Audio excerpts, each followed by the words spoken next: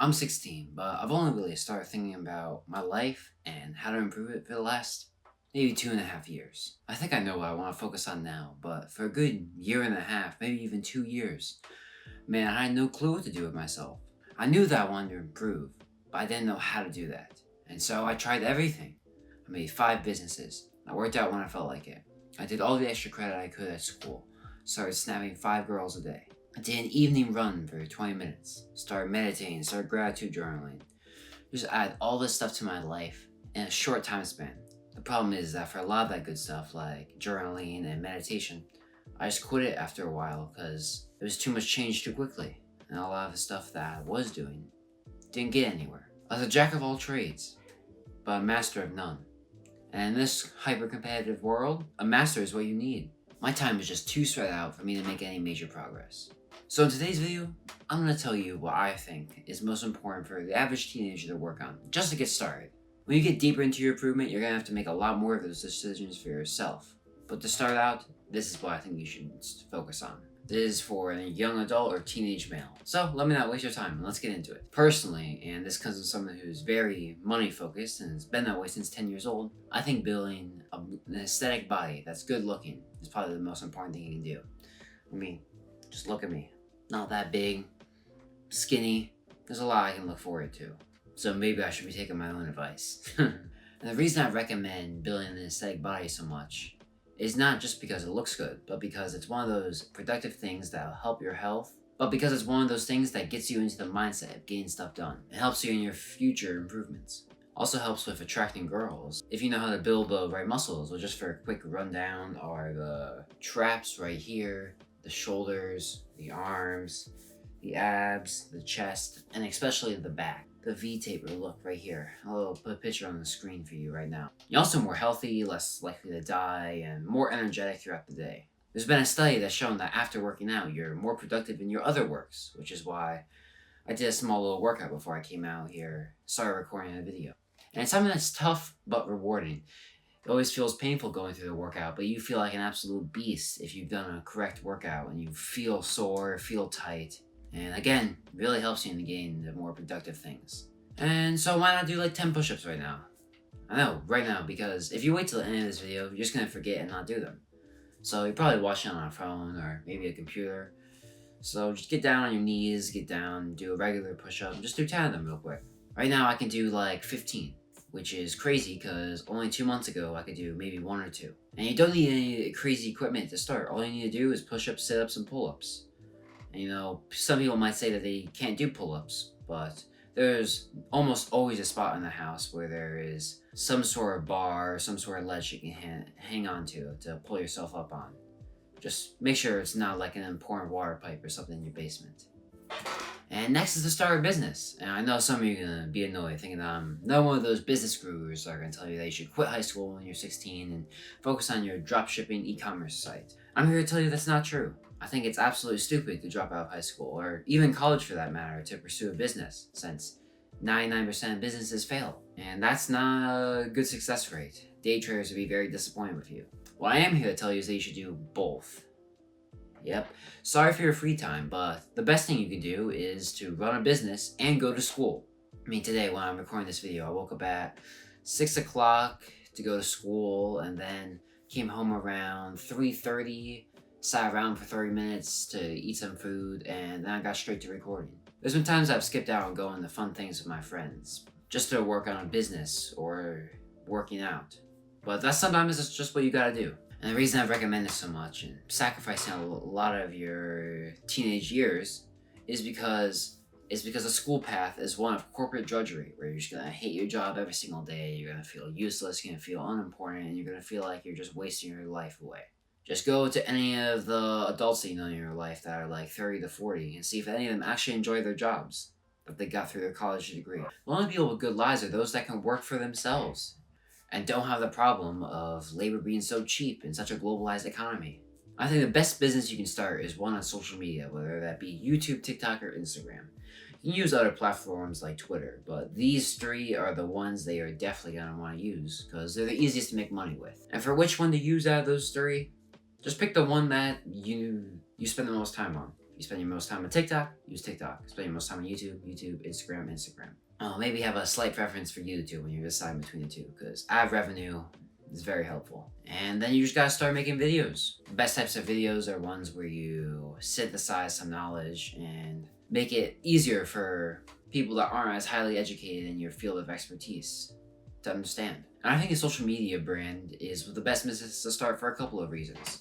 You can make a ton of money, nearly an infinite ceiling, and it's a low barrier to entry, so anyone can do it. And what I never hear anybody talk about is that you can use your social media brand to skyrocket your other brands in the future. For instance, I would love to start a space company, someone that helps colonize the stars, something that asteroid mines, something that uses space solar panels, that type of stuff. But that just isn't feasible for me right now.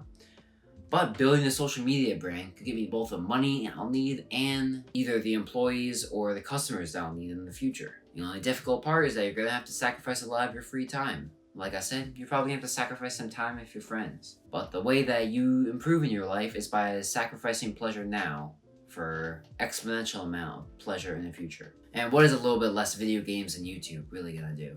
So that's really what most people spend their time on. I know you're not having fun playing Minecraft anymore. And if you are, you should get off your lazy bum. Go get a bottle of water and go on the wall. But keep watching educational videos. One of the biggest problems I ran into, probably around January of this year, is that I started listening to these online gurus that told me to stop watching self-improvement videos and just get to improving.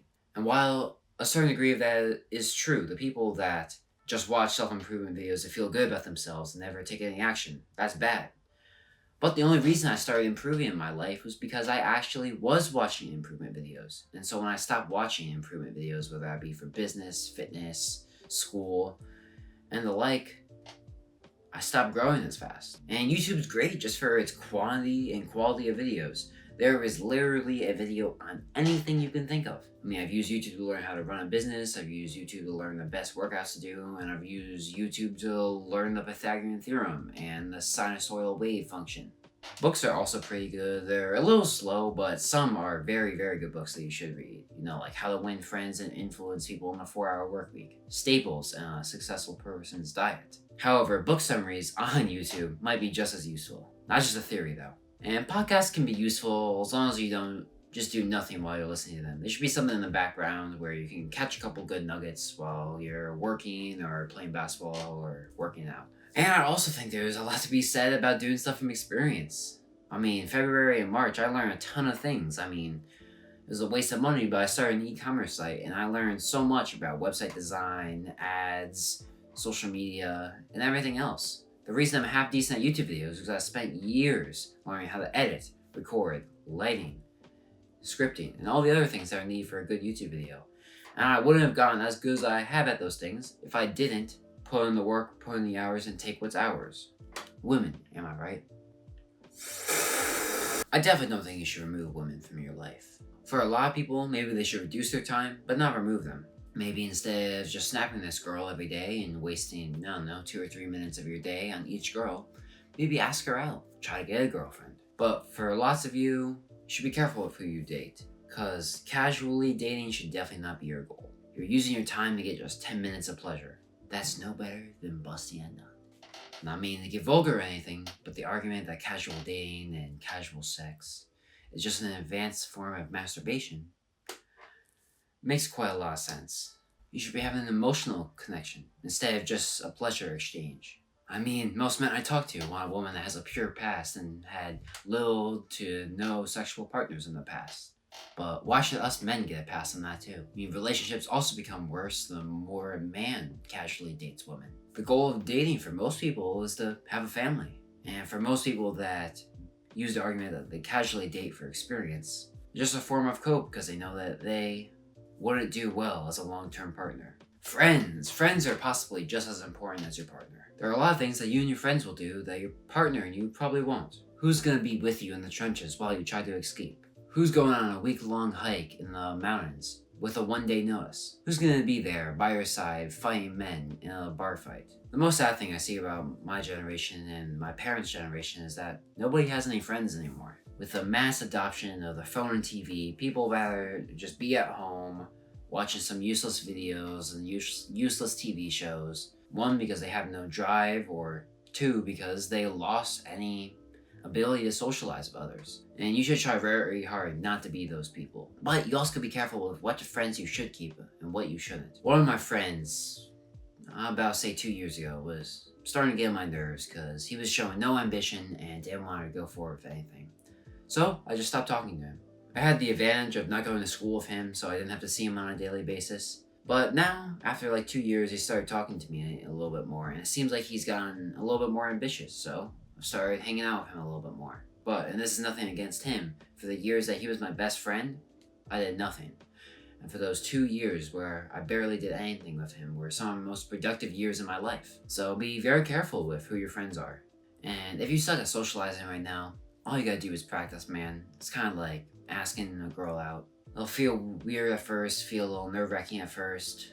Over time, you'll just get over it. And this comes from someone who had severe social anxiety as a child, even diagnosed.